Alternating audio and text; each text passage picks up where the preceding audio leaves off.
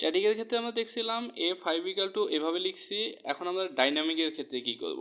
ঠিক একই জিনিস আমরা দেখলাম যে লিখছি কি a5 ইকুয়াল আমরা হচ্ছে একটা ফর লুপ দিয়ে এটা ইন্ট a5 আমরা ফর লুপ দিয়ে প্রিন্ট নিছিলাম ফর i ইকুয়াল আমাদের 0 থেকে i লেস দেন 5 হয়েছিল এবং i প্লাস প্লাস হয়েছিল। এখানে 5 মানে 5 হবে যে এমন না, এখানে হচ্ছে আমাদের সাইজ হবে, এখানে যে সাইজ বসবে সেটা বসবে, আমাদের সবসময় 5 না। আমরা হচ্ছে কি করছি স্ক্যান এফ। এখন তুমি বলছো যে আরে ভাই ইনপুটটা দিয়ে দাও, আমাদের এ আইটা বসাই দাও, আমরা কাজ শেষ করছি। তারপর হচ্ছে আমাদের ঠিক একইভাবে আমরা যেভাবে সাম এবং এভারেজ করছি একই জিনিস। এখন আমাদের এটা গেছে স্ট্যাটিকে, এটা গেছে কিসে স্ট্যাটিক, এটা গেছে কিসে স্ট্যাটিকে। এখন আমরা ডাইনামিকের ক্ষেত্রে কি করব?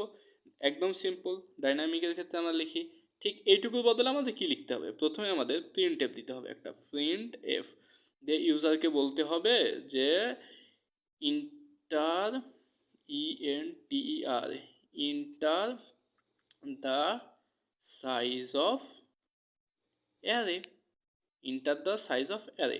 আমি বলে দিলাম enter the size of array. তারপর আমরা বললাম স্ক্যান এফ, আমরা কি করতেছি %d দিয়ে আমরা সাইজটা ইনপুট করে নিচ্ছি অ্যান্ড এন। আগে আমরা এনটা ডিক্লেয়ার করে নিতে হবে, ইন্ট এন সমান। এখন আমাদের সাইজটা ডিক্লেয়ার করা হয়ে গেছে। এখন আমরা করব কি মেমোরি অ্যালোকেশন করব ডাইনামিক। আমরা কি করব ইন্ট এ, ইন্ট স্টার এ ইকুয়াল আমরা বলে দিব ইন্ট স্টার ম্যালক ভাইয়া তুমি আমাকে এন সাইজে MALL ম্যালককে বলবো যে তুমি আমাকে এন সাইজের সাইজ অফ INT, আমি বলে দিচ্ছি যে ম্যালক ভাইয়া তুমি আমাকে এন সাইজের একটা অ্যারে বানিয়ে দাও। এন সাইজের অ্যারে আমাকে বানিয়ে দিছে। এখন আমাদের কি এই যে এইটুকু সমান লিখলাম না, এইটুকু কাজ করলাম কোনটুকুর বদলে, এই যে এতগুলো লিখলাম, এইটুকু হলো শুধুমাত্র এই লাইনের রিপ্রেজেন্টেশন। এই লাইনের বদলে আমরা এইটুকু লিখলাম। আর কি করব? বাদ বাকি আমাদের একই জিনিস। ইনপুট নেওয়ার জন্য কি করব? এইটুকু শুধুমাত্র এর নিচে নিয়ে বসাই দিব, এইটুকু এর নিচে নিয়ে বসাই দিব। আর কি আমাদের সাম এভারেজের জন্য ঠিক একই জিনিস। আমরা সাম কীভাবে করবো, এভারেজ কীভাবে করবো, এই যে এইটা আমরা বিস্তারিত আলোচনা করছি। সামের জন্য আমরা একটা ফর লুপ চালাবো, এভারেজ দিয়ে আমরা সুন্দরভাবে সব করে ফেলবো। আর এখানে দেখলাম কিভাবে আমরা স্ট্যাটিক্যালি এবং ডাইনামিক্যালি মেমোরি অ্যালোকেশন করব। আমরা আর পরবর্তীতে এইটুকু লিখবো না যে আমরা স্ট্যাটিক্যালি আমরা এভাবে করতে পারছি এবং ইনপুট নিচ্ছি এভাবে, এবং ডাইনামিক্যালি আমরা যখন করতেছি প্রথমে আগে বলে দিচ্ছি ভাই আমাদের সাইজটা বলে দাও, সাইজটা তখন বলে দিল, আমাদের সাইজটা বসাই নিলাম। বসাই নেওয়ার পর আমরা ম্যালককে বলতেছি ম্যালক ভাই তুমি আমাদের হচ্ছে ওই সাইজের একটা অ্যারে বানিয়ে দাও।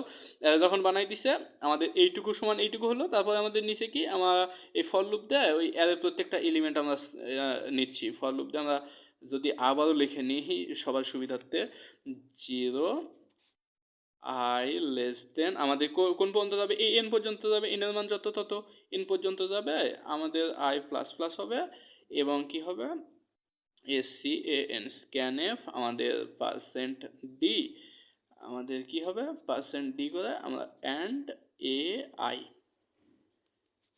আমাদের কাজ শেষ। আমরা তার মানে এইটুকু আর লিখবো না। স্ট্যাটিক আর ডাইনামিকের ক্ষেত্রে যে পার্থক্যটুকু এইটুকু আমরা লিখবো না বারবার। আমরা ভালো করে দেখে নিই একবার যে আমরা স্ট্যাটিকের ক্ষেত্রে ইন্ট a5 আমরা ইনপুট নিচ্ছি এভাবে, ডাইনামিকের ক্ষেত্রে আমরা হচ্ছে এইটুকু লেখার পরে আমরা ইনপুট নিতে পারছি, ডাইনামিকের ক্ষেত্রে এইটুকু লেখার পরে আমরা ইনপুট নিতে পারছি। এখন আমরা হচ্ছে এখানে দেখলাম তিনটা পদ্ধতিতে আমরা ইনপুট নিতে পারছি।